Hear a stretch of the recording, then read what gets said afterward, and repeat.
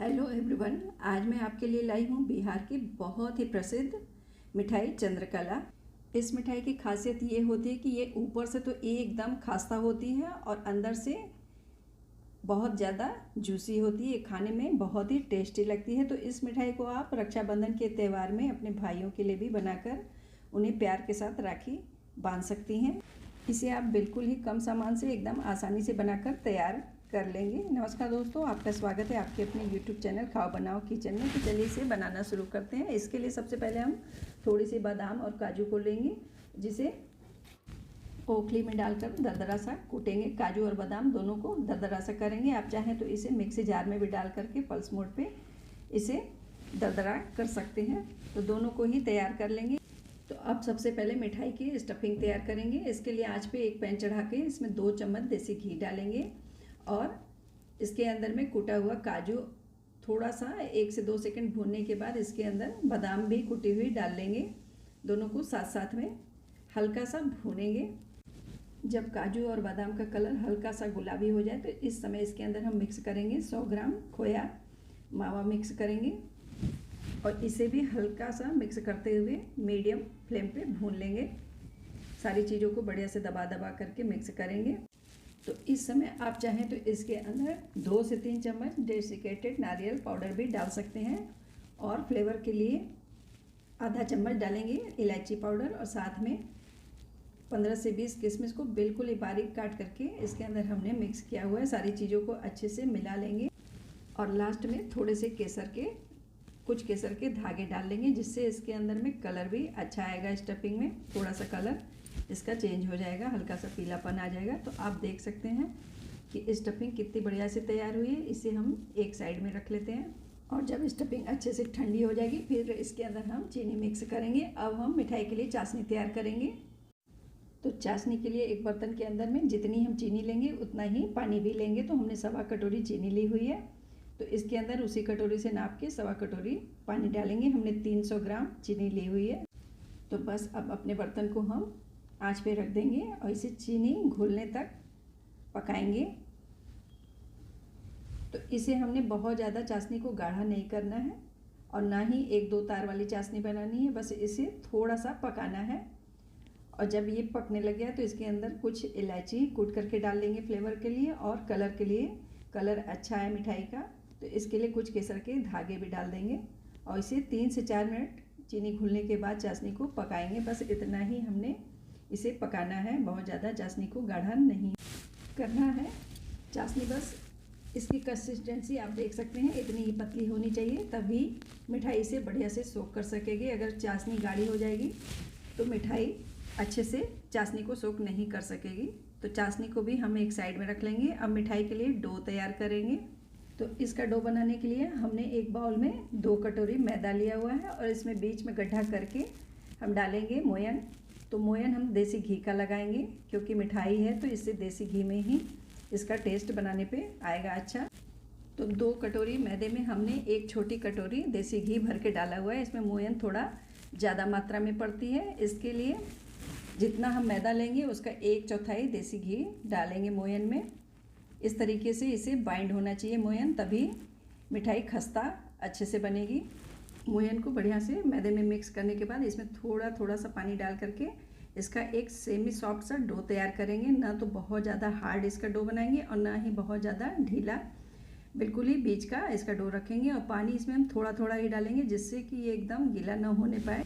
तो डो को आप देख सकते हैं कितने बढ़िया से तैयार हो गया है। तो जिस कटोरी से हमने मैदा लिया हुआ था उसी से आधा कटोरी ही लगभग पानी लगा इसे सानने में। अब इसे डो को हम साइड में रख देंगे ढककर, जिससे ये सूखने ना पाए।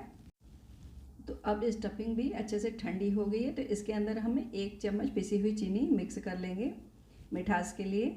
उस समय स्टफिंग गर्म थी तो हमने चीनी नहीं मिक्स किया हुआ था। अगर गर्म में चीनी मिक्स कर देंगे तो स्टफिंग ढीली हो जाएगी। और इसे फ्राई करने के लिए हम आंच पे देसी घी भी चढ़ा लेंगे इसी समय, जिससे कि धीमे धीमे से घी गर्म होता रहे और फिर हम मिठाई की स्टफिंग करेंगे। तो आंच को एकदम धीमा करके इस पर कढ़ाई को चढ़ा लेंगे और अब हम मिठाई की स्टफिंग करने की ओर चलते हैं। तो मिठाई की स्टफिंग करने के पहले डो को हम एक बार चकले पर रख के बढ़िया से मसल लेंगे, थोड़ा सा फिर से दोबारा चिकना कर लेंगे। इसे चिकना करने के बाद आप चाहें तो इसकी छोटी छोटी सी लोई बनाकर बेल कर भी इसकी स्टफिंग मिठाई की कर सकते हैं, क्योंकि इसकी पूरियां हमें बिल्कुल एक जैसी चाहिए। तो इसके लिए हम बड़ी रोटी बेलकर इसे ग्लास से एक साइज की कट कर लेंगे। इस तरीके से बेलने पर एक बार में कई पीस मिठाई की स्टफिंग हम कर सकते हैं। तो इस तरीके से बड़ी सी रोटी हमने आधे डो की एक बार में बेल ली हुई है और इसे एक ग्लास लेकर के गोल गोल सा काट लेंगे। तो इसे हमने जो नॉर्मल रोटी होती है उससे थोड़ी सी हल्की सी मोटी रखा हुआ है और इसे ग्लास से इस तरह से दबाते हुए कट कर लेंगे। तो आप देखेंगे कि एक बार में कई इसकी पूरियां बिल्कुल ही एक साइज की बन गई हैं। तो इस तरीके से इसकी स्टफिंग करना आसान हो जाता है और इसके डो को हम दोबारा से बेल करके फिर से तैयार कर लेंगे।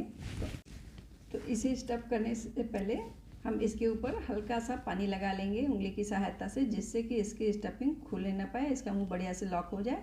और फिर थोड़ी थोड़ी स्टफिंग को लेकर के हाथों से इस तरह से दबाते हुए एक बॉल सी बना लेंगे और इसे बिल्कुल ही बीचों बीच पूरी के रख लेंगे और एक दूसरी पूरी ऊपर से इस तरीके से रखते हुए चारों ओर से इसे उंगली से दबा लेंगे, जिससे कि इसका मुंह खूब बढ़िया से बंद हो जाए।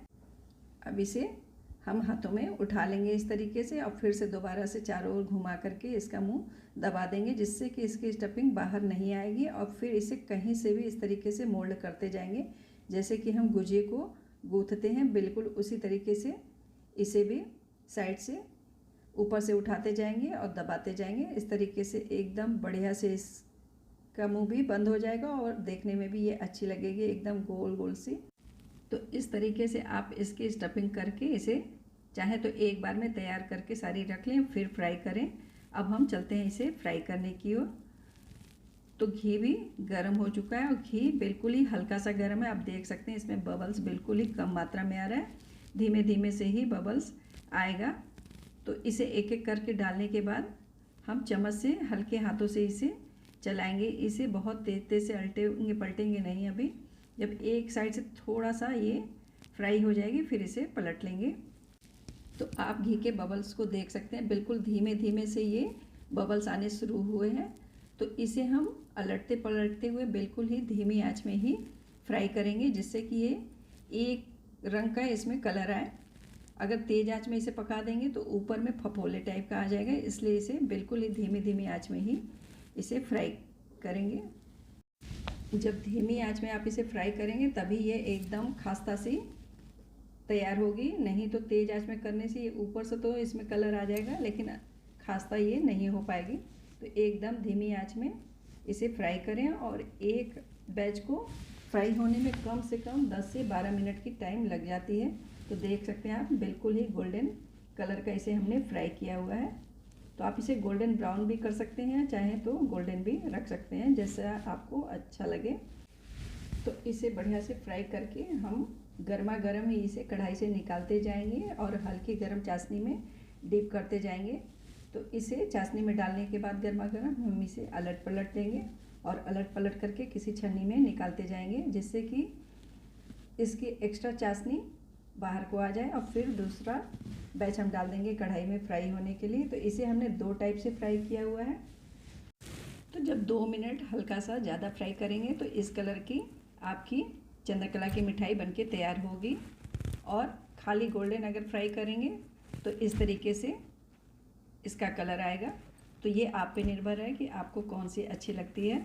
तो इस तरीके से सारी ही चंद्रकला की मिठाई तैयार करके इसे हम चाशनी से निकालते जाएंगे गर्मा गर्म डीप करने के बाद। इसमें बहुत ज़्यादा देर तक अगर चाशनी में छोड़ देंगे तो ये मुलायम पड़ जाएगी, इसलिए इसे अलट पलट करके फटाफट से निकाल लें।